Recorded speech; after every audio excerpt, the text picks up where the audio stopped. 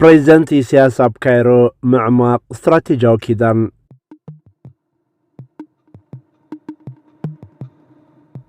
محيال زمدرنا تاتي ارتران قبطن بوليتيكا وقرقص قرن افريكان سقومتي ኢትዮጵያን ጠላቶቻችን ጽምዶ ብሎ መጥተዋል። استراتيجيو ጉዕዞና ብግብጺ ዘባው አስተላልፋን ሓበራው መርገጽን ستاقي بحري وقعوزة أسمران كايرون شغلة إثيوبيان ምንድነው የሆርሙዝ ስትሪፕን ማስከፈት የዓለም አጀንዳ የሆነው? የቀይ ባህር ቢዘጋ ማስከፈት ከኛ በላይ ለማን አጀንዳ ይሆናል? استراتيجيው ከበባ ግብጺ ዲፕሎማሲያው ሰጎምተን ዘባው ጽልወን ዘባው ቀሉላውን ሓድሽ ጎዳናን ጸቅጥን ኢትዮጵያን سلام كبرات تخطاتلتنا نلومي حدا أزي أقداسن وانا ونزخوانا زينا وتنتانا هيزالكم قريبا لكم كم تقول لقيزان قبرا دما نتاب زوانا زكير زلو قلت في بوليتيكاون دبلوماسيا ومعبالتات بعمق أذكندو السوينام لومي أتوكرونا أبتمس عودة بريزنتي سياسة فوركنا بقبت تأساسيرو زيادة زعمق زلو استراتيجيا والسلالفان زقعزو دبلوماسيا بلعلها قرات كرنا أفريكا بفلاي دما أبي إثيوبيا زفترة زلو صغطن سلوان كهوني لمرت ولد سماتا تدالي ولو سعيد محمد كاربالكمي نزي فيديو خساب موداتا بمكتتال نتابير ترا قبطن إثيوبيا زكير زلو معبالتات بنصر كتردو ويخم سناي مكتتال ጽምዶ ዛሬ የተፈጠረ እንዳይመስላችሁ። ጽምዶ የ1960ዎቹ ስትራቴጂ ነው። ኢትዮጵያን ከባህር ባር የማባረር ዘመን ነበረ። የ1960ዎቹ ትውልድ كتكاتاتلو خمس غنهم بريزنت هاجر يرترا أتو إسياس أفورقي أب قبطي ناي سلسة معلتات وقعو مبتحن مفتسام أب كايرو يزركب زلوم بتواتي زلوم مدب مسرت بريزنت إسياس مسمزانو بريزنت عبد الفتاح السيسي بفلاي أب زباو قديات عمي غزات خك هيديو قلت يوم براحتي نغرنا أفريكا بزملكات أقدس الزخونو قديات بزيادة كزارة ربو مخانم تفلتو خوينو بفلاي دما دحنت كيح بحري كومون معبالتات ما كلاي مبراق بسفيحو كزارة ربو مخانم تحبير لهم زرك بزي أبتو زوبان استغفت حدش بوليتيكا قدنا زيادة يعمق مهلاون بمنصرو دما إثيوبيا سقطي قبر الله خمزولون كنرد سنحنا ينام زودت بريزنت إسياس ناب كايرو هندبتاوي كونن بريزنت إسياس قدمي منيستر إثيوبيا أبي أحمدن جنرالاتون تاريخان صلاتنا أبسساتا زجمرو نايت صمدو وفري ببانداتا دك هاجرن سلام إثيوبيا خزرقو مستعادكو حيلتات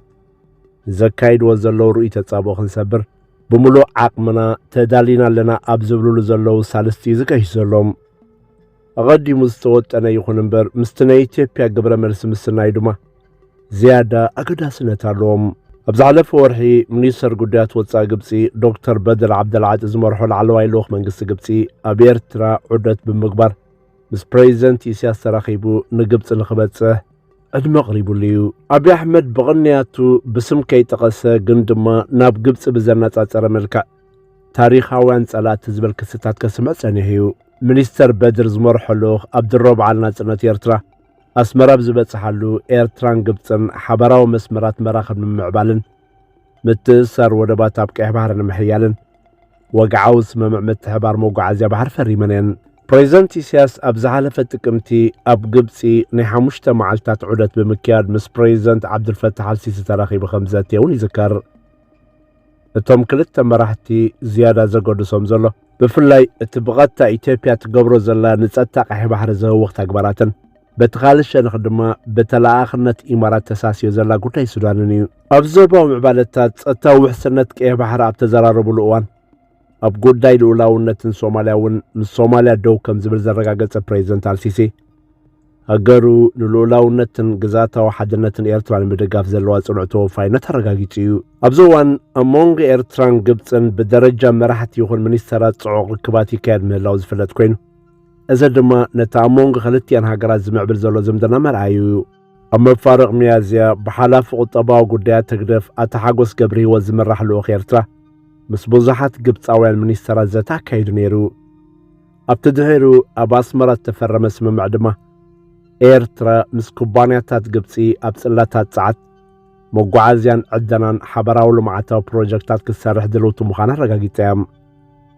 እዚ ቁጠባዊ ስጉምቲ እዚ ንኽልቲአን ሃገራት ኣዝዩ ኣገዳሲ እዩ። ነዚ ኣብ መንጎ ኤርትራን ግብፅን ዝግበር ዘሎ ምሕያል ዝምድናታት ብወገን ኢትዮጵያ ብጽቡቕ ከም ዘይጥመት ተፈልጥዩ እዩ። ኢትዮጵያ ግብፂ ምስ ኤርትራ ስምምዕ መጓዓዝያ ባሕሪ ድሕሪ ምኽታማ ኣብ ቀይሕ ባሕሪ ቀጥታዊ ኣፍ ደገ ባሕሪ ንምርካብ ንዝግበር ዘሎ ጻዕርታት ሰላም ንምትዕንቓፍን ንምዝራግን ትንቀሳቐሰላ ብምባል ትኸስስ።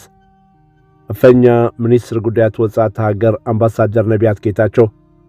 እቲ ካብ ካይሮ ዝመጸ ዘይሃናጽ ውዲት ነቲ ኢትዮጵያ ብሰላማዊ መንገዲ ኣፍ ደገ ባሕሪ ንምርካብ ዘለዋ ድሌት ንምዕንቃፍን ኣቓልቦ ንምስራቕን ዝዓለመ ኢሉ ነይሩ። እቲ ኣብ ባይታ ዘሎ ክውንነት ግን ኢትዮጵያ ኣፍ ደገ ባሕሪ ንምርካብ ብተህዲድን ፈኸራን ካብኡ ሓሊፍካ ድማ ታሪኽን ሕጋዊ መስራሓትን ብምጥምዛዝ ህርፋን ምስፋሕፋሕ ከተሳስ እንተዘይኮይኑ ብሰላማዊ መንገዲ ኣቀራርባ ኣስተኻኺላ ክትቐርብ ተሰሚዓ ኣይትፈልጥን። ግብፃዊ ሚኒስተር በድር ዓብደልዓጢ ኣብ ሕዳር ምስ መርበብ ሓበሬታ ልዓረብያ ብዝገበሮ ቃለ መሕተት ኢትዮጵያ ክሳዕ ምጽኣት ዓለም ወደብ ኣልቦ ኮይና ክትጸኒሕ ሓይሉ ብምምላስ ኣቆጢዕዋ ነይሩ እዩ። ኣብ ኣስመራ ብዝበጽሓሉ እውን ነቲ ኣብዪ ኣሕመድ ሃገሩ ከም ዓባይ ሃገር መጠን ኣብ ጸጥታ ቀይሕ ባሕሪ እጃም ክህልዋ ዝምውግድ ኣቀራርቡ ብተዘዋዋሪ ብምንጻግ ጸጥታን ምሕደራን ቀይሕ ባሕሪ ናይተን ኣብ ገማግምቲ ባሕሪ ዘለዋ ሃገራት ጥራይ ፍሉይ ሓላፍነት ኢሉ ምላሽ ይብሉ እዩ። ኣብ ዝሓለፈ ሚያዝያ ቀዳማይ ሚኒስትር ኣብዪ ንኣሽቱ ሃገራት ዞባ ቀርኒ ኣፍሪካ ብዓቕመን ጥራይ ጸጥታ ቀይሕ ባሕሪ መጻብቦ ባብኤል መንደብ ንምሕላው ዓቕሚ ከም ዘይብለንን እዚ ድማ ንሰላምን ንግድን ዓለም ሓደጋ ከም ዘለዎን መግለጺ ሂቡ ነይሩ። ኢትዮጵያ ኣፍ ደገ ባሕሪ እንተዘይህልዋ ኣይተዓብን ጥራይ ዘይኮነስ እቲ ዞባ እውን ኣይቅየርን፣ እቲ ዞባ ሰላም ኣይረክብን፣ ንግዲ ዓለም እውን ክዕንቀፍ እዩ ብምባል ኣብ ትሕቲ ቁፅጽር ከም ኢትዮጵያ ዝኣመሰለ ሃገራት ክኣትዉ ዝግብኦም ከባቢታት ከም ኢትዮጵያ ዝኣመሰለ ዓበይቲ ሃገራት ካብቲ ጉዳይ ርሒቕ እንተኸይደን ንኣሽቱ ሃገራት ነቲ መጻብቦ ነቲ ወሽመጥ ክሕልዋ ስለ ዘይከላ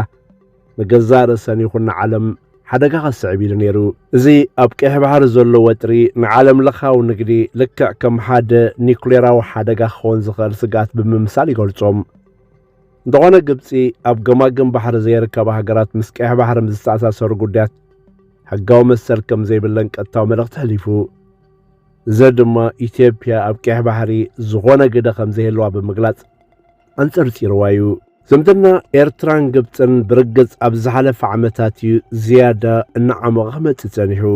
እዚ ድማ ንኢትዮጵያ ዘቕስን ኣይኮነን። ክልቲአን ሃገራት ኣብ ዞባዊ ጉዳያት ሓደ ዓይነት መርገጽ እናሓዛ ንኢትዮጵያ ከቃልዓ ጸኒሐን እየን። ኣብቲ ብደገፍ ኢማራት ዝሕመስ ዘሎ ጉዳይ ሱዳን ኤርትራን ግብፅን ንሰራዊት ሱዳን ክድግፋ እንከለዋ ኢማራት ድማ ብመንገዲ ኢትዮጵያን ካልኦት ጎረባብትን ነቲ ብምጽናት ዓሌትን ገበናት ኩናት ዝኽሰስ ሓይሊ ዳዕሚ ሰሪዕ መራሒ ሕሜትን ክድግፍ ጸኒሐዮም። ኣብ ሱዳን ዘላቐ ሰላም ንኸይፍጠር ድማ ኣብ ርእሲ ዝኽሰሰሉ ገበናት ዳዕሚ ሰሪዕ ኣሉታዊ ግደ ክጻወት ጸኒሐ እዩ። ኣብ ጉዳይ ሶማሊላንድ እውን ኤርትራን ግብፅን ኣብ ጎኒ ሶማል ደው ብምባል ነቲ ናይ ባሕሪ ህርፋን ኢትዮጵያ ብቐጥታን ብተዘዋዋርን ኮሊፎን እየን። ሓደ ጥሪ 2024 ኣብ መንጎ ኢትዮጵያን ሶማሊላንድ ተበጽሐ ስምምዕ ንኢትዮጵያ ን50 ዓመት ዝጸንሕ ኣፍ ደገ ባሕሪ ንኽትረክብ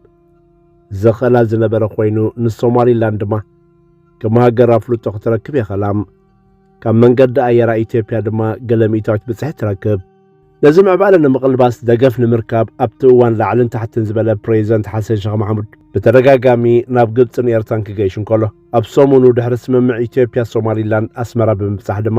ምስ ፕሬዚደንት ኢሳያስ ተራኺቡ እዩ። ክልቲኦም መራሕቲ ድማ ነቲ ኣብቲ ዞባ ተፈጥረ ተኽታኻ ኣጀንዳታት ዝበሎ ምዕባለታት ክዕጉዝ ተሰማሚዖም ክብል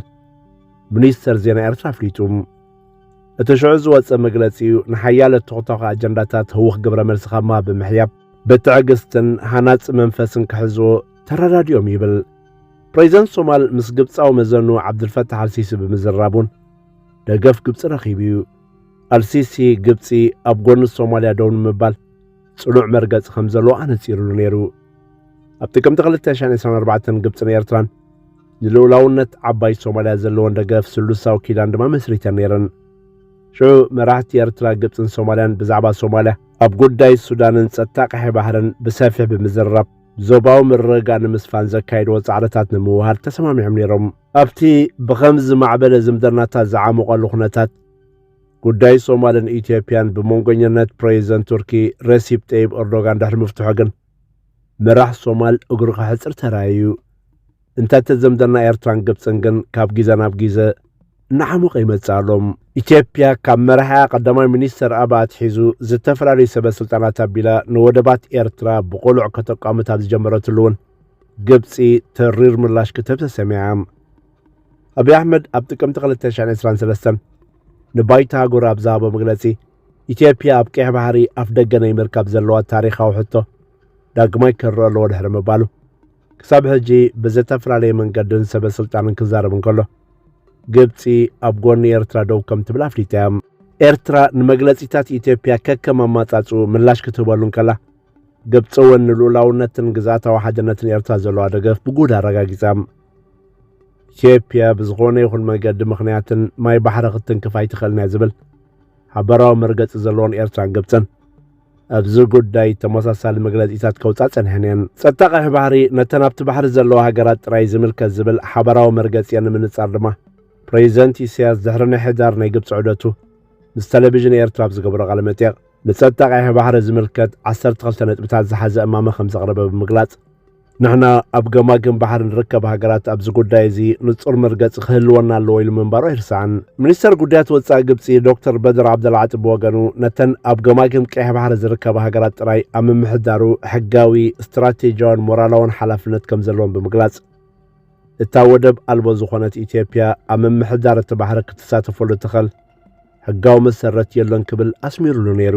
ግብፅን ኢትዮጵያን ኣብ ጉዳይ ማይ ናይል ዘይተፈትሐ ጉዳይ ከም ዘለዎን ዝፍለጥ እዩ ብተደጋጋሚ ከም ዝገለጽናያ ድማ ግብፂ ይግባኣኒ ትብሎ ረብሓታት ንምውሓስ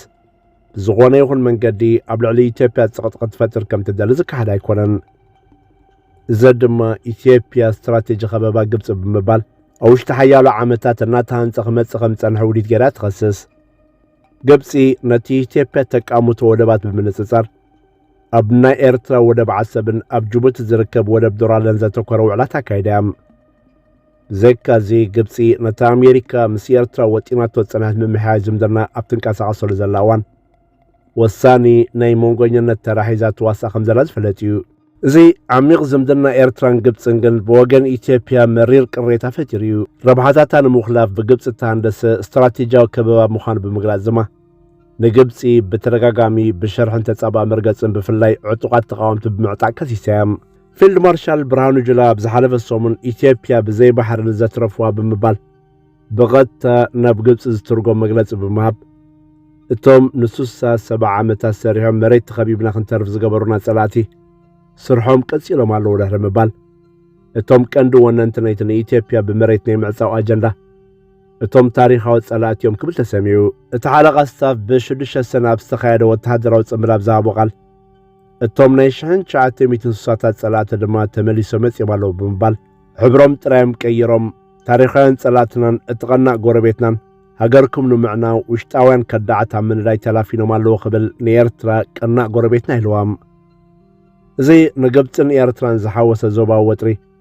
ምስታ ውሽጢ እታ ሃገር ዘሎ ዘይተፈትሐ ቅልውላዋት ተወሳኺ ፀቕጢ ኮይኑ ኣሎም ፕሬዝደንት ኢሳያስ ኣፈወርቂ ብሰንኪቲ ብባሕራዊ ባህግታት ኢትዮጵያ ተደፊኡ እናገደደ ዝኸይድ ዘሎ ዞባዊ ወጥሪ ብዛዕባ ወሰንቲ ጉዳያት ቀርኒ ኣፍሪካ ዝዓለመ ዘተ ንምክያድ ናብ ግብፂ ምኻዱ ድማ ተወሳኺ ጭንቀት ምዃኑ ግህድ እዩ ክቡራት ተኸታተልትና እዚ ኣብ ዞባና ዝካየድ ዘሎ ናይ ሓይልን ስትራቴጅን ቅልስ ወትሩ እንዳተለዋወጠ ዝኸይድ ዘሎ ፖለቲካዊ ዳይናሚክስ እዩ ነዚ ንምክትታል ድማ ካብ ቻነል ናይ ተርሕቑ ናይ ሎሚ ትሕዝቶና እምበር ኣብ ዝኽንዛዝም ሓሳባትኩም ኣብ ቦታ ኮመንት ክትፅሕፉ ብኽብሪ ንዕድም ኣብ ዝቐፅል መደብና ክሳብ ንረኸብ ሰላም